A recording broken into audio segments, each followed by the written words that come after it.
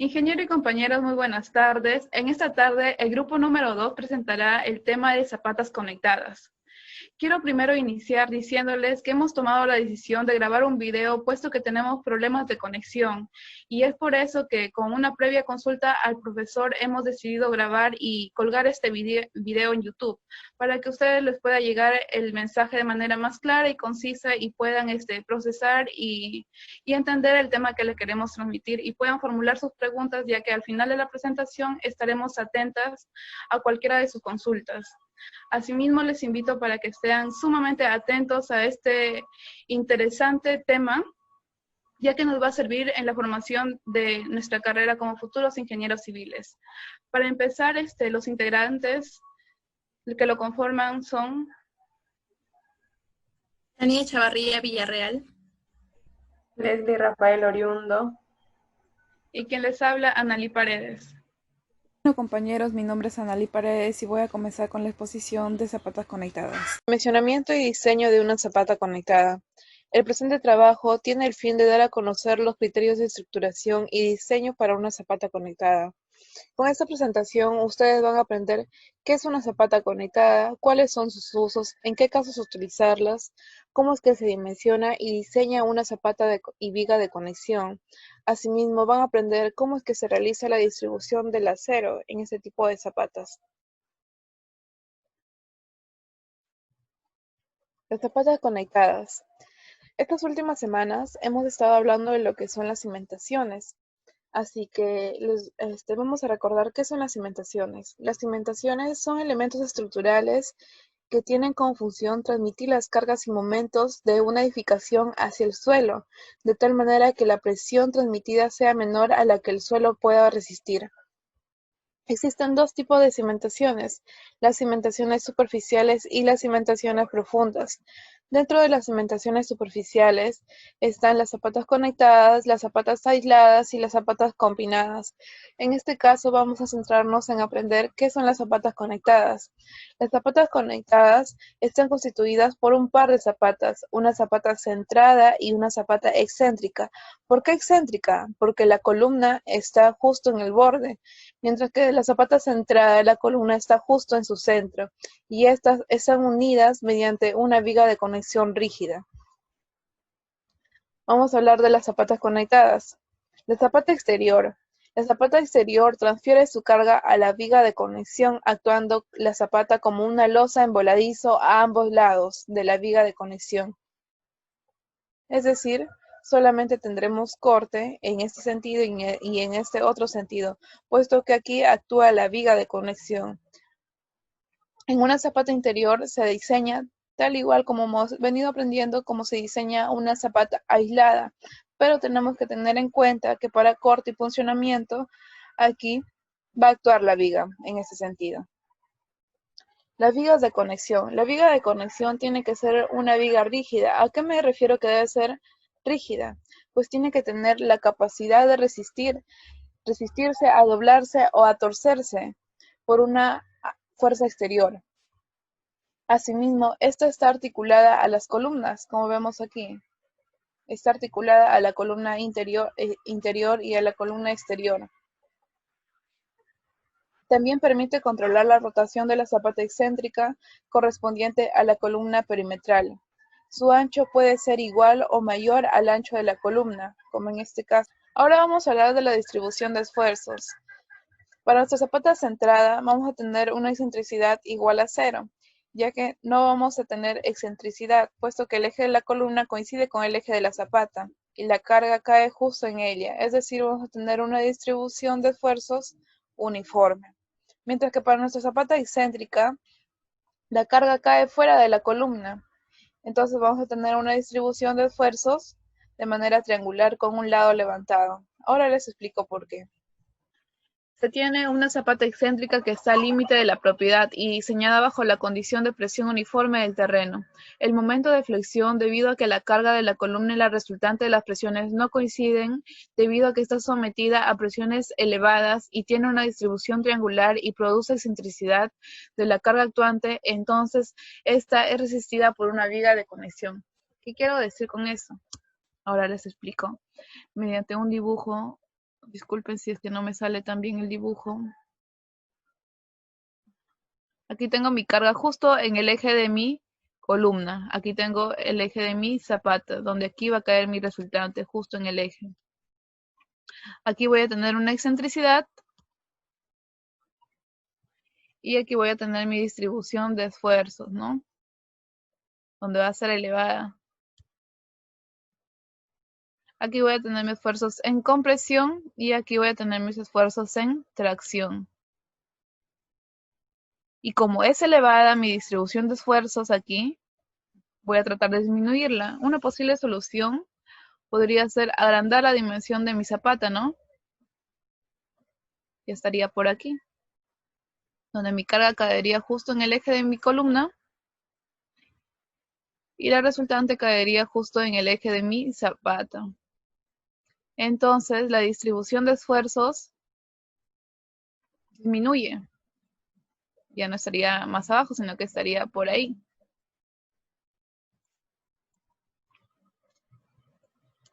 Entonces, logramos reducir los esfuerzos. Pero, miren, aquí tenemos la excentricidad. La excentricidad ha crecido. Pues sí, y esto no puede ser, no puede pasar. Ya que aquí, al ser la distribución grande, en gran magnitud, aquí podría haber volteo, ¿no?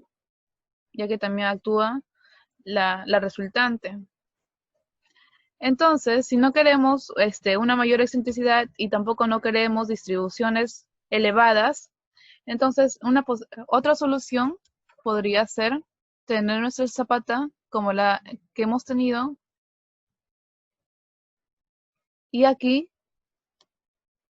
colocar mi viga de conexión, en donde esta viga va a absorber los esfuerzos y los momentos que produce esta zapata excéntrica, volviéndolo uniforme los esfuerzos a la zapata excéntrica. Esto es lo que debe pasar. Esto es lo que más nos conviene. Entonces, como ya les había dicho, en la zapata excéntrica, primero, la carga de la columna no coincide con la resultante de la zapata. Donde vamos a tener una distribución de esfuerzos triangular, ¿no?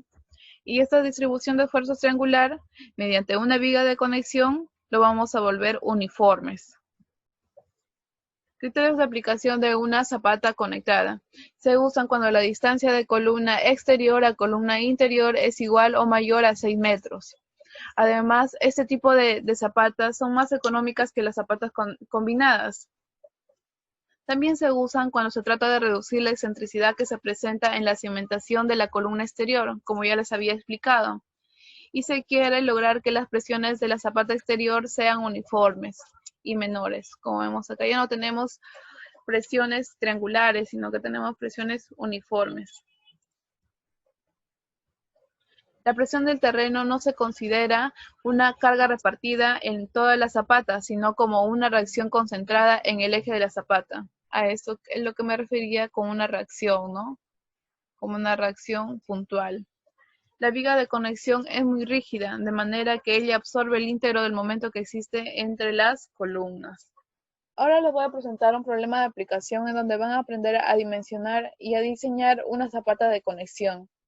Bueno, nuestra zapata número 1 es una zapata excéntrica, ya que se encuentra al límite de la propiedad y su columna está justo en el borde. Mientras que la zapata número 2 está dentro de la propiedad y su columna está justo en el centro. Donde para nuestra columna número 1, que es esta, tenemos una carga muerta y una carga viva de 700 y 250 kilonewtons, mientras que para nuestra columna 2 tenemos una carga muerta y una carga viva de 1200 y 400 kilonewtons respectivamente. Asimismo tenemos las dimensiones de nuestra columna, que será de 50 por 40 la columna número 1 y la columna número 2 será de 70 por 40. Tenemos una profundidad de desplante de 1,20 m, un peso del suelo de 18 kilonewtons sobre metro cúbico, un peso del concreto de 24 kilonewtons sobre metro cúbico, al cual al sacarle el promedio de estos dos pesos tenemos un promedio de 21 kilonewtons sobre metro cúbico. Asimismo vamos a tener una carga de piso de 2 kilopascal, un FC de nuestra zapata de 21 megapascal, un FY de nuestro acero de 420 megapascal y un recubrimiento de 70 milímetros. Asimismo, vamos a tener una capacidad última de 750 kilopascal y un factor de seguridad de gravedad de 3, ya que solamente vamos a trabajar con gravedad. Ahora vamos a pasar a la solución de nuestro problema. Para eso primero tenemos que hallar el Q neto del suelo, donde para hallar el Q neto primero tenemos que tener nuestro Q admisible. El Q admisible es igual al Q último sobre el factor de seguridad. Como vamos a trabajar solamente con gravedad sería 3, entonces será 750 sobre 3. Esto nos da 250 kilopascal. Entonces ya tenemos nuestro Q admisible, en donde lo vamos a reemplazar en nuestro Q neto. Nuestro Q neto es igual al Q admisible menos la profundidad de desplante por el peso promedio más la sobrecarga del primer piso. Reemplazando con los valores que ya hemos dado, nos da un Q neto de 222.80 kilopascal. Ahora le doy paso a mi compañera que va a seguir explicando el dimensionamiento de la zapata. Bueno, ingeniero y compañeros, mi nombre es Leslie Rafael Oriundo. Continuando con la exposición sobre zapata conectada, en este caso voy a exponer dimensionamiento. Para el dimensionamiento de la viga de conexión, tomamos en consideración el libro de concreto armado de Oviedo, donde nos plantea la siguiente fórmula, para lo cual nosotros tomamos un valor intermedio que vendría a ser la longitud de la viga sobre 8, donde esta longitud viene a estar dada por el espaciamiento entre ejes de columnas, lo cual nos da una altura de 0.83 y se asume una altura de 0.90 metros. Para el caso de la base, obtenemos una carga de servicio sobre 310 por la longitud de la viga, lo cual debe cumplir que debe ser mayor o igual a H medios, donde la carga de servicio viene a estar dada por la carga muerta más la carga viva. Para esto nos cumple que la base es mayor o igual a 0.45, el H medios, y nosotros asumimos una base de 0.40 para que sea una dimensión uniforme con el ancho de las columnas. Para el peso de la viga nosotros consideramos una carga distribuida, la cual viene a estar dada por el peso específico del concreto y las dimensiones de esta viga, el que nos da una carga distribuida de 8.64 kilonewtons. En el dimensionamiento de la zapata exterior también consideramos fórmulas de Oviedo, donde el área de la zapata exterior es igual a la carga de servicio 1 sobre el Q neto, dándonos un área de 4.26 metros al cuadrado. Para las dimensiones de esa zapata consideramos que el área viene a ser igual a 2 veces t al cuadrado, donde t vendría a ser a la raíz de a medios y s igual a 2t, obteniendo valores para t y s, para los cuales asumimos que t es igual a 1.50 y s es igual a 3, dándonos un área de 4.50 metros cuadrados. En el caso de la excentricidad, nosotros necesitamos encontrar esto para verificar si este es mayor a t sextos y nos cumple con una distribución triangular con un lado levantado. Entonces, a este t le restamos la mitad del ancho de la columna y la mitad del ancho de la zapata, dándonos una excentricidad a 0.50, donde esta excentricidad es mayor a 0.25 y nos cumple con esta distribución. Para el cálculo de reacciones, primero consideramos ciertas longitudes y poder hacer momentos, donde LC viene a ser la longitud de la viga más el ancho de la columna 1 más el ancho de la columna 2 menos la excentricidad, el cual nos da un valor de 6.10. La longitud entre ejes viene a estar dado por la longitud de la viga más 0.25 de la columna 1 y 0.35 de la columna 2. Y la longitud de B viene a ser dada la longitud entre la cara externa de la columna 1 y el eje de la columna 2, que viene a darnos un valor de 6.85.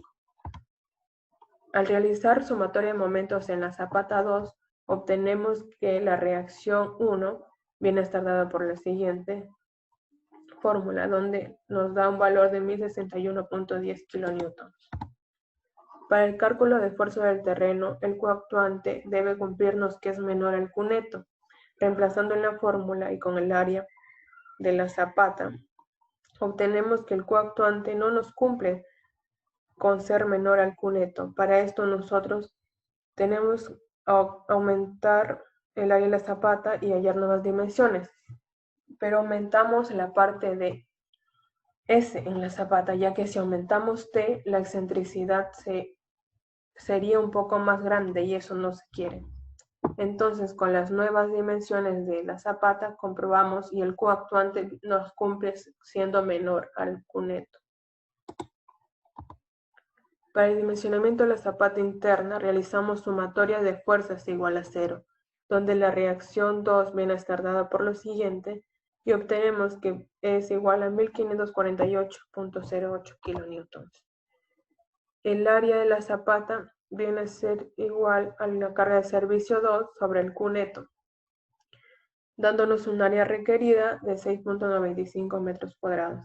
Para el caso de esta zapata nosotros suponemos que el área tiende a ser cuadrada, ya que posee una columna centrada, donde T va a ser igual a la raíz de A y S es igual a A sobre 3, obteniendo valores para T y S, donde asumimos que T es igual a 2.80 y S igual a 2.50, la cual nos da un área de T metros cuadrados, la cual esta área nos ayuda a cumplir con el que el coactuante sea menor al Q neto. Procedemos a la parte de diseño. En el caso de diseño, para el diseño de la vía de conexión, tenemos que considerar las amplificaciones de las cargas, tanto para la carga de servicio último, el cual nos da 1400 kilonewtons, la carga de servicio 2, multiplicado cada uno por sus factores, tanto la carga muerta como la carga viva, nos da una carga última de 2360 y la carga distribuida de la viga de 12.10 kilonewtons. Para el cálculo de las reacciones últimas, analizamos en la dirección T de la zapata, donde para el R último tomamos momentos, lo cual nos da una reacción última de 1566.69 y para la reacción en la zapata 2 tomamos sumatoria de fuerzas donde nos da una reacción última de 2281.17. Para el cálculo de fuerza último del terreno tenemos la reacción sobre la dimensión T de la zapata 1 y de la misma manera para la zapata 2, donde obtenemos los siguientes valores. Pasando al cálculo del momento máximo, primero tenemos que hallar a qué distancia encontramos un momento máximo. Y aplicando esto tenemos que la distancia se da a 1.36 metros, donde este valor tiene que ser menor al T. Luego el momento máximo tenemos que es 604.82 kilonewtons por metro. Para el cálculo del acero de refuerzo, tenemos el área de la sección de la viga que es 400 por 900 milímetros. Calculamos el peralte efectivo, que viene a ser dado por la altura de la viga menos el recubrimiento, menos el estivo, menos el diámetro de la barra sobre 2, el cual nos da un peralte de 830.95 milímetros. Calculamos el acero superior mediante la fórmula, obtenemos un acero de 1925.61, lo cual nos aproxima al número de barras de 4 de 3/4 más 2 de 1 pulgada, que nos da un área total de 2156. Ahora con este área venimos a comprobar la cuantía mínima y máxima, lo cual la cuantía mínima sabemos que es 0.0033 y la cuantía que nos evaluada con el área total debe ser mayor a la cuantía mínima y esto nos cumple. Asimismo comprobamos para la fluencia del acero, que sabemos que es 0.021, nos sale nuestro ET igual a 0.00725, para lo cual nuestro acero fluye. En el caso de refuerzo inferior, según Oviedo obtenemos que es igual al acero superior sobre 2, donde nos arroja un acero inferior, obteniendo un acero total emite 136 milímetros cuadrados con 4 barras de 3/4 de pulgada. De la misma manera, hacemos la comprobación de nuestra cuantía mínima y máxima, donde nos cumple que la cuantía con este acero viene a ser mayor a nuestra cuantía mínima. Y de la misma manera, comprobamos nuestra afluencia del acero, donde el ET también viene a ser mayor a la afluencia del acero, y comprobamos que nuestro acero fluye.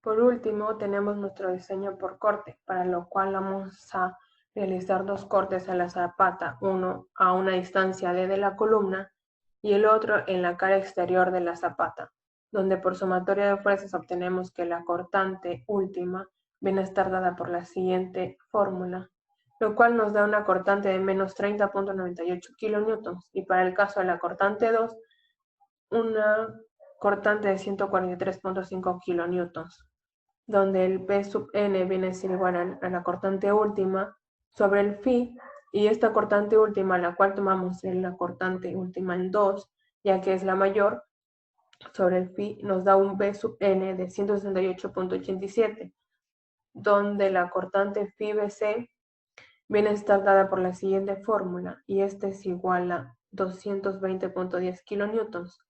Entonces tenemos que comprobar que nuestra cortante última va a ser menor a nuestro phi BC, lo cual nos cumple.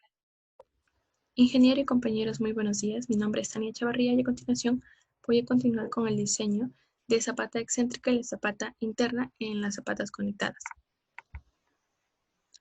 Bien, entonces calculamos primero lo que es el Q último, que viene a ser la división de la reacción última 1 sobre S, este lado de la zapata 1. Tenemos que la Q último sería de 489.6 kN sobre metro. A continuación hacemos el diseño por corte en una dirección. Calculamos primero la cortante última y lo que vamos a comparar después también con la resistencia del concreto al corte. Aquí tenemos las fórmulas y por aquí reemplazamos nuestros datos en esta igualdad de ambas ecuaciones para poder determinar primero lo que sería el perante mínimo para esta zapata 1. ¿Sí? Reemplazando los datos, LV viene a ser el volado en esta dirección S, y siempre calculamos la cortante a una distancia D de la cara de la columna. Finalmente tenemos que el D mínimo sería de 462.2 milímetros, a lo que nosotros vamos a sumarle el recubrimiento y el diámetro de la barra inferior para poder determinar el H mínimo 1, lo que sería 551.3 milímetros. El recubrimiento ha sido de 70 milímetros y como estamos utilizando barras de 3/4, lo que después se va a verificar, por eso hemos sumado acá un diámetro de 19.1 milímetros. Ahora, a este H, nosotros lo vamos a redondear a un múltiplo de 5 superior. Como este H viene a ser de 55 centímetros, lo vamos a redondear a 60 centímetros, lo que viene a ser 600 milímetros. Para calcular el nuevo D1, nosotros vamos a restar lo que anteriormente hemos sumado. Le restamos el recubrimiento y le restamos también el diámetro de la barra inferior, y así podemos tener que el D1 va a ser de 510 milímetros. Teniendo este nuevo dato, este nuevo D, nosotros vamos a reemplazarlo en las fórmulas de la cortante último y también de resistencia del concreto, phi BC, para poder determinar estos valores, compararlos y evaluar si estamos cumpliendo por el diseño de corte. Y efectivamente, reemplazando los datos, pues la fuerza cortante que está actuando en esta zona de la zapata es menor a la resistencia del concreto al corte. Por lo tanto, estamos bien. Ahora vamos a explicar brevemente lo que es el diseño por aplastamiento. No se ha hecho ese cálculo aquí, en este ejercicio, ya que acá en Perú nosotros, nuestro proceso constructivo es de tal modo que la columna y la zapata están unidas por el acero. El acero llega a interiorizar en la zapata, ¿sí? Pero en países como Estados Unidos o en España, el proceso constructivo es diferente. Ellos ponen la columna tipo encima de lo que es la zapata y lo único que está uniéndola son estas barras de acero de color magenta, en lo que ellos le llaman dowels. ¿sí? Entonces ellos pueden tener allí aplastamiento, por eso ellos calculan ese dato. Sin embargo, se presentan aquí las fórmulas y son dos casos en el que se calcula el aplastamiento y para ellos pues están ahí ambas fórmulas, ¿no? Continuamos con la verificación por punzonamiento. Para ello calculamos el Q último, que viene a ser la reacción última 1 sobre el área de la zapata. Y tenemos que el Q último sería de 326.4 kilonewtons sobre metro cuadrado. Cabe resaltar también que nos hemos guiado del libro de Oviedo, su libro de concreto armado, y también del ingeniero Morales. Ahora continuamos con el cálculo del FIBC. ¿Sí? Para esto primero nosotros necesitamos calcular este coeficiente K, así le hemos llamado, ¿sí? Que cada uno tiene sus fórmulas y de lo cual nosotros vamos a seleccionar el menor valor para reemplazar en la fórmula del FIBC o de la resistencia del concreto a la fuerza de punzonamiento. A su vez, aquí en las zapatas conectadas, al estar haciendo uso de una viga que está conectando ambas zapatas, no se debería realizar la verificación por punzonamiento, ya que la viga le ofrece bastante rigidez a las zapatas. Sin embargo, estamos realizando el cálculo solo para verificar. Entonces, para primero seleccionar cuál de estos K nosotros vamos a utilizar en nuestra fórmula, tenemos que delimitar cuál sería nuestro perímetro crítico. Entonces, el perímetro crítico nosotros lo delimitamos a una distancia de medios de la cara de la columna. Tanto para la parte de arriba como para abajo, ahí está la distancia de medios y estas líneas rojas discontinuas estarían delimitando nuestro perímetro crítico. No trabajamos en esta distancia de Y porque para este lado, como se les mencionaba, está actuando lo que es la viga y ofrece rigidez a las zapatas. Teniendo nuestro perímetro crítico B0, viene a ser esta distancia de 1.5 por 2, ¿no? Por 2. Y al perímetro crítico le multiplicamos por el D, el peralte, para poder tener el área del perímetro crítico. Estos datos vamos a reemplazar en las fórmulas. Calculamos que nuestro K va a ser de 0.33, lo que reemplazamos en la fórmula de la resistencia al concreto de punzonamiento. Y venimos a calcular, ¿no? ¿Cuál sería la fuerza del punzonamiento que está actuando en esta zona de la zapata que está con las líneas rojas? Y también la resistencia del concreto. Y efectivamente, la fuerza que está actuando es menor a la resistencia del concreto, que está bien. Ahora hacemos el diseño por fricción en ambas direcciones, tanto para T como para S de ambas zapatas.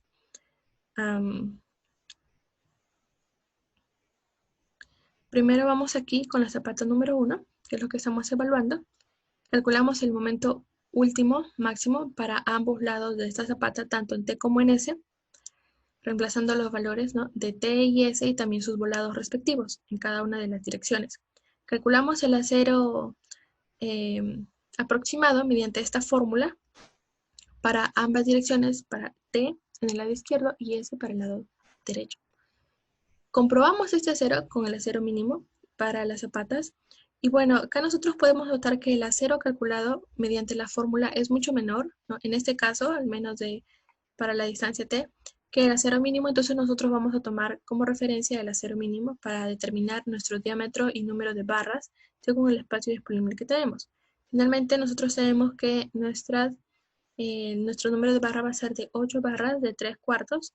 ¿Sí? El área de acero total estaría siendo de 2.272 milímetros cuadrados con un espaciamiento de 15 centímetros. Y efectivamente estamos cumpliendo, ¿no? Verificamos, comparamos con el acero mínimo y estamos bien. Lo mismo para la dirección de S. Tenemos el momento último, calculamos el acero aproximado mediante la fórmula. En este caso, el acero aproximado viene a ser el mayor, ¿no? Y entonces nos regimos de este acero para poder determinar nuestro número de barras y el diámetro. Necesitamos 20 barras de 3/4, lo que nos daría un acero total de 5.680 milímetros cuadrados, que está por encima de nuestro acero requerido, con un espaciamiento de 10 centímetros. Este acero también ha sido comprobado para ver si es que fluye, efectivamente sí fluye, y es algo que se va a mostrar al final de la presentación. Continuamos con el diseño de zapata interna, también guiados por el libro de Oviedo y de Morales. Calculamos lo mismo, el Q último, la reacción última sobre T. Calculamos aquí nuestra reacción, el Q último. Tenemos el diseño por corte. Evaluamos también ambas fórmulas para poder determinar nuestro D mínimo. Nosotros vamos a hacer lo mismo que se hizo para la zapata excéntrica. Comparamos o igualamos ambas fórmulas, podemos determinar un D mínimo reemplazando los datos que tenemos aquí en la tabla, correspondientes a la segunda zapata, esta zapata interna. Tenemos que el D mínimo es de 320.5 milímetros, a lo que también nosotros vamos a sumar el recubrimiento más el diámetro de la barra inferior, teniendo un H mínimo de 409.6 milímetros.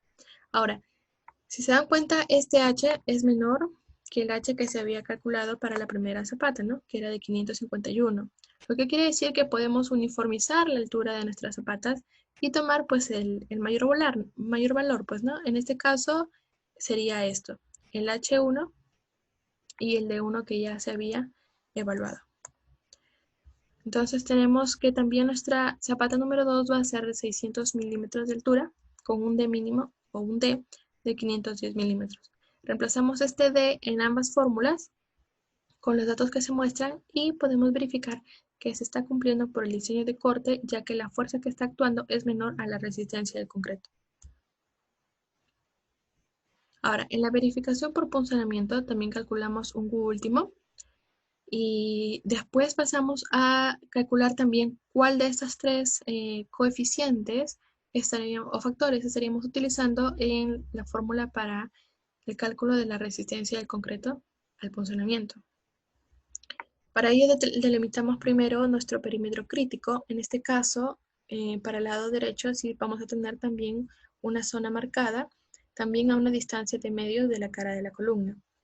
Entonces, vamos a calcular el perímetro sumando esta distancia del volado de nuestra zapata, más este lado de la columna, más la distancia de medios. Y ambos multiplicamos por 2, ¿no? Porque tenemos en esta parte y en la parte superior. Y también le agregamos el eje en X, en Y, perdón, y le sumamos el lado de la columna, de este lado, más D, ¿no? De medios más de medios, D.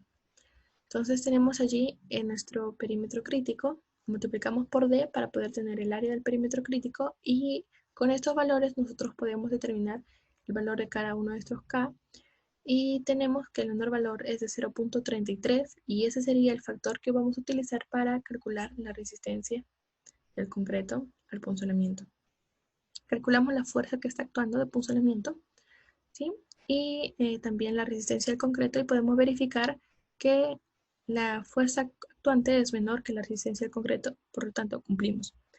Acá podemos nosotros en la gráfica ver, ¿no?, cuál es nuestra zona de punzonamiento, el perímetro crítico y el área crítica que habíamos marcado, que se explicó anteriormente, la fuerza de resistencia al concreto actuando y también la fuerza de punzonamiento que está actuando aquí. Todo ha sido calculado a una distancia de medios de la cara de la columna. Ahora pasamos al diseño por flexión en ambas direcciones, también en T y en S. Se realizó los mismos pasos, se calculó el momento último para T y para S con sus respectivos volados. Calculamos el acero aproximado, ¿no?, mediante esta fórmula. Y vamos a comprobar también con el acero mínimo. Efectivamente, en el caso de la dirección de T y S, nuestro acero mínimo es mayor que el acero que se había calculado mediante la fórmula. Por lo tanto, nosotros nos vamos a regir para el cálculo y la determinación de los diámetros y el número de barras por el acero mínimo. Para la distancia en T, nosotros hemos calculado 11 barras de 3/4 y para la distancia en S, 10 barras de 3/4. Estas son las áreas totales de acero y el espaciamiento que van a tener. Por lo tanto, estamos cumpliendo, ¿no? Porque al final el área total viene a ser mayor que el área de acero mínimo calculado. Acá tenemos las especificaciones del plano de zapatas del acero y también se calculó, ¿no?, para ambas direcciones que el acero pueda fluir y efectivamente fluye. Ahora aquí tenemos el plano final de cómo sería la distribución de acero tanto en las zapatas como en la viga que está conectando ambas zapatas. Esa sería la presentación del grupo 2 con el tema de zapatas conectadas. Muchas gracias.